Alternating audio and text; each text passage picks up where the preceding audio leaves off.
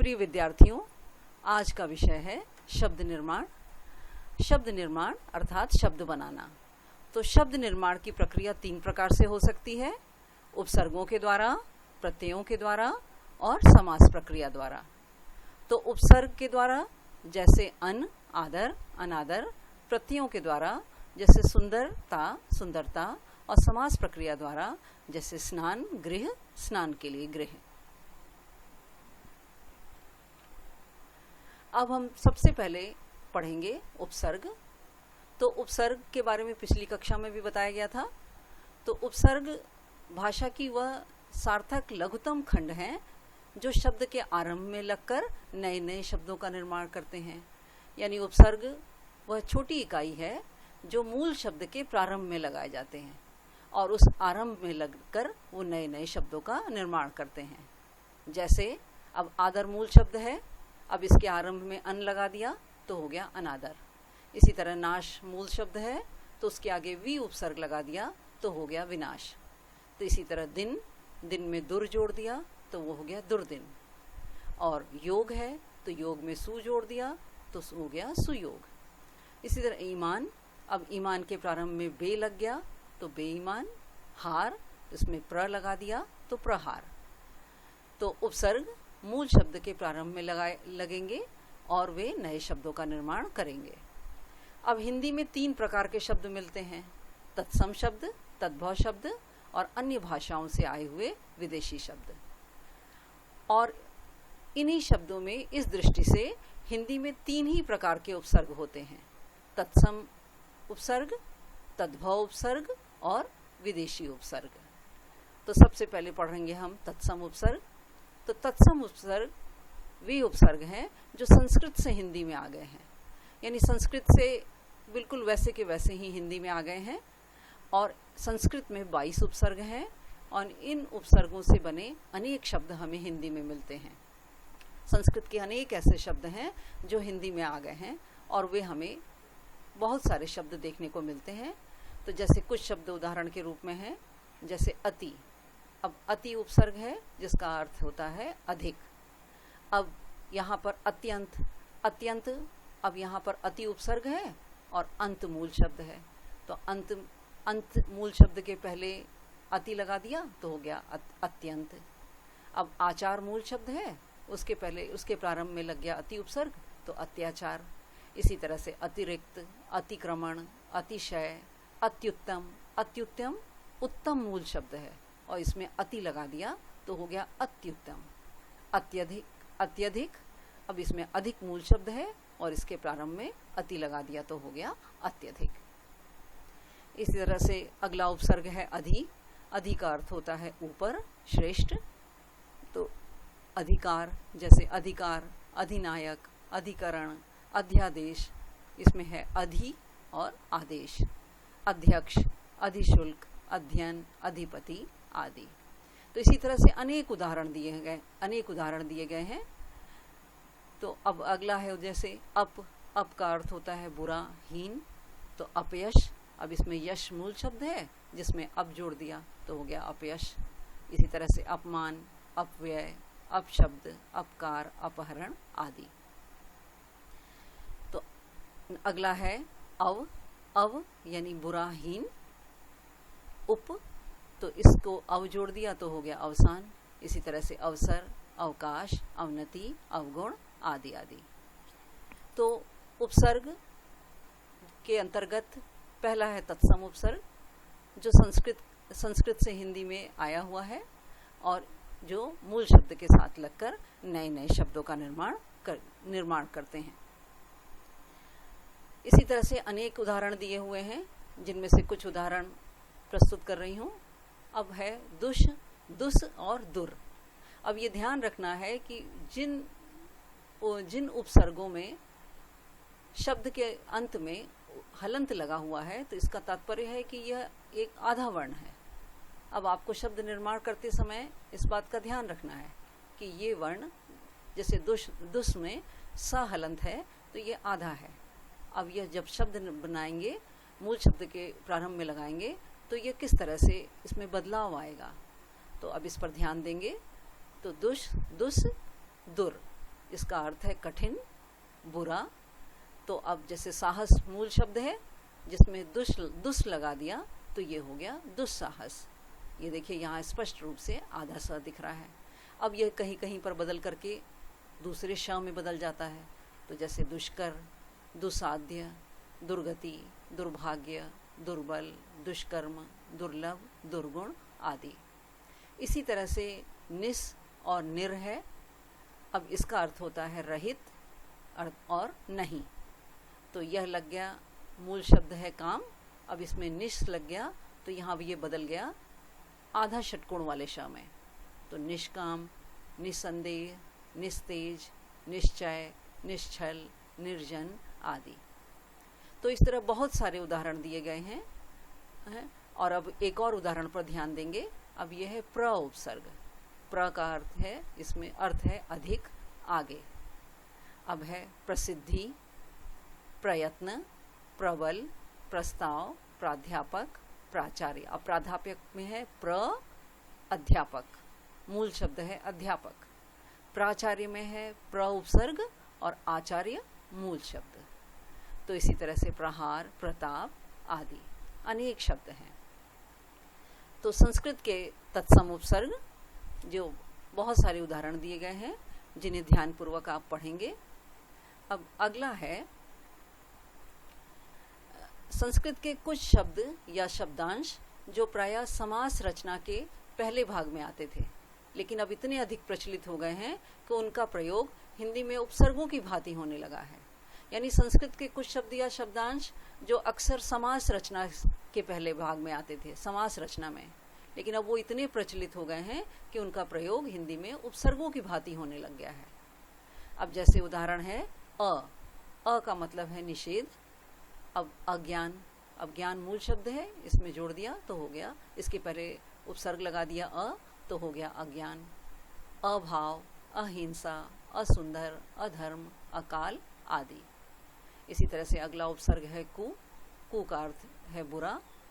अब इससे बनेंगे शब्द कुकर्म, कुयोग, कुपुत्र, कुरु, कुपात्र, कुमति आदि। तो यहाँ पर भी अनेक उदाहरण दिए गए हैं। अब कुछ उदाहरण आपके सामने प्रस्तुत कर रही हूँ। अब जैसे सत है, अब सत त हलंत, इसका मतलब कि जब यह मूल शब्द में लगेगा तो ये त आधे वर्ण के रूप में दर्शाया जाएगा।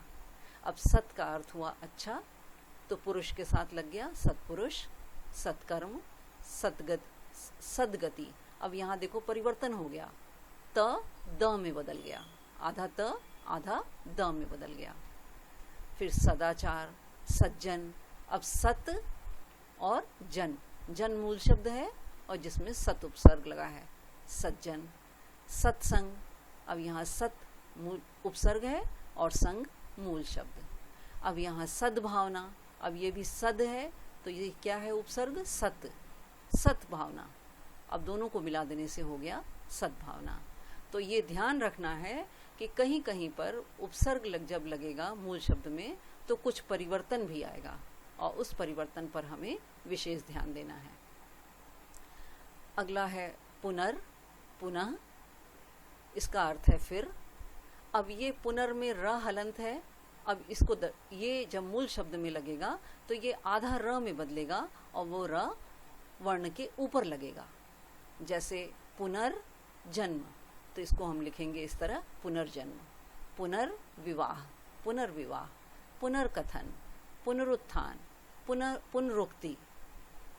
पुनरुक्ति यानी पुनः उक्ति, पुनरुक्ति, पुनरुद्धार, पुनर्निर्माण, पुनर्निर्माण, पुनर्जागरण आदि। तो अगला उदाहरण है बहिर, इसका अर्थ है बाहर। ये भी है र, अब ऊपर की ओर लगेगा ये वर्ण के ऊपर। बहिर्मुखी, आधा श में बदलेगा, बहिष्कार, बहिर्गमन, बहिरंग। फिर स्वयं, अब स्वयं का अर्थ हुआ अपना, तो ये बन गया स्वयं सेवक, स्वयंवर, स्वयं चालित, स्वयं पाठी आदि। तो संस्कृत में तत्सम उपसर्ग है। फिर अगला है तद्भव उपसर्ग। तद्भव उपसर्ग मूलतः संस्कृत के तत्सम उपसर्गों के ही विकसित रूप हैं, यानी तत्सम उपसर्गों का ही थोड़े बदले हुए रूप हैं, उन्हीं से विकसित हुए हैं। इन्हीं को हिंदी में हिंदी उपसर्ग भी कहा जाता है। अब कुछ प्रमुख तद्भव उपसर्ग इस प्रकार हैं, जैसे अन, अब इसका अर्थ है अभाव, निषेध। अब ये अनपढ़ मूल शब्द में लग गया तो अनपढ़, जान में लग गया तो अनजान, होनी में लगा दिया अनहोनी, अनबोल, अछूत, अथाह, अनवन आदि। अब इसी तरह से उन उपसर्ग है, उनका अर्थ है कम, 49, 59, 69, 39। 49 अब 50 से एक कम, 59 60 से एक कम, 69 70 से एक कम और 39 40 से एक कम। अब है अगला है क और कु, इसका अर्थ है बुरा। अब ये है जैसे पूत शब्द है, पूत मूल शब्द है, इसमें क जोड़ दिया तो कपूत हो गया। अब चाल मूल शब्द है तो इसमें कु उपसर्ग जोड़ दिया तो कुचाल हो गया। इसी तरह से कुढंग, कुसंगति आदि। अब पर है, पर मतलब दूसरी पीढ़ी, अब जैसे परदादा, परपोता, परनाना आदि। अध, आधा, अधजला, अधपका, अधमरा, अधकचरा आदि। तो उपसर्ग इस तरह संस्कृत के तत्सम उपसर्ग और फिर इसके बाद हिंदी का तद्भव उपसर्ग। अब तीसरा है आगत उपसर्ग, यानी विदेशी भाषाओं से आए हुए उपसर्ग, जो उपसर्ग विदेशी भाषाओं से हिंदी में आ गए हैं। अब ब है, ब का मतलब के साथ, से। अब इसके लिए बखूबी, बदौलत, बगैर, बनाम आदि। इसी तरह से बा के साथ लगा हुआ है, बाकायदा, बाअदब, बावजूद। अन्य भी इसी तरह से ये सारे उदाहरण दिए गए हैं जिनमें ये मूल शब्द के प्रारंभ में लगाए गए हैं। अब इन सारे उदाहरणों को ध्यानपूर्वक पढ़ना है आपको। अब आगे, अब उपसर्ग के आधार पर शब्द निर्माण के कुछ प्रमुख बिंदु। अब उपसर्ग लगाकर शब्द निर्माण करते समय हमें कुछ प्रमुख बिंदुओं पर ध्यान रखना चाहिए। अब उपसर्ग लगाकर शब्द निर्माण करते समय निम्नलिखित बातों पर ध्यान रखना चाहिए। अब हमें ये ध्यान रखना चाहिए कि प्रायः जिस तरह का शब्द है उसी प्रकार का उपसर्ग उस शब्द के साथ लगाना चाहिए। जैसे तत्सम शब्द है तो उसके साथ तत्सम उपसर्ग लगाया जाना चाहिए, तद्भव के साथ तद्भव और विदेशी के साथ विदेशी। अब कभी कभी उपसर्ग जब कुछ उपसर्ग भाषा में बहु प्रचलित हो जाते हैं या कभी कभी साहित्यकार नए नए प्रयोग करने लगते हैं, तब भिन्न स्रोत के उपसर्ग भिन्न स्रोत के शब्दों के साथ भी प्रयोग होने लगते हैं। अब वैसे तो तत्सम के साथ तत्सम लगना चाहिए, तद्भव के साथ तद्भव लगना चाहिए, लेकिन भाषा में में अनेक प्रयोग होते हैं तो कभी ऐसा भी होता है कि बहु प्रचलित हो जाने के कारण अलग अलग स्रोत के उपसर्ग भिन्न स्रोत के शब्दों के साथ प्रयुक्त हो जाते हैं। जैसे बेजोड़, बे और जोड़, अथा आदि। तो संस्कृत के निषेधवाची अन उपसर्ग का रूप भी हिंदी में अन के रूप में होता है। अब अन न हलंत है, आधा, लेकिन यह हिंदी में न पूर्ण रूप में प्रयुक्त होता है। जैसे अनदेखा, अनजाना। अब यहाँ उपसर्ग में न हलंत है, यानी न आधा वर्ण है, लेकिन यह पूर्ण रूप, पूरा न के रूप में प्रयुक्त होता है। जैसे अनदेखा, अनजाना, अनकहा, अनसुना आदि, अनसुनी आदि। इसी तरह से अन्य उदाहरण भी दिए गए हैं। अन्य है दुर, दुष, दुष आदि। तो उपसर्ग के आधार पर शब्द निर्माण करते समय हमें इन प्रमुख बिंदुओं का ध्यान रखना चाहिए। तो आशा है कि यह आपको अच्छी तरह से समझ में आ गया होगा। अब यहाँ पर जितने भी उदाहरण दिए गए हैं सबको ध्यानपूर्वक आपको पढ़ना है और पढ़ करके मूल शब्द और उपसर्ग दोनों पर ही विशेष ध्यान देना है। तो जो प्रश्न दिए जाएंगे उनमें आपको इसी प्रकार के प्रश्न हल करने होंगे कि मूल शब्द अलग कीजिए, उपसर्ग अलग कीजिए, और या फिर निम्नलिखित उपसर्गों से अनेक शब्द बनाइए। तो आशा है कि यह आपको अच्छी तरह से समझ में आ गया होगा। और इसके साथ साथ यहीं पर समाप्त करती हूँ। धन्यवाद।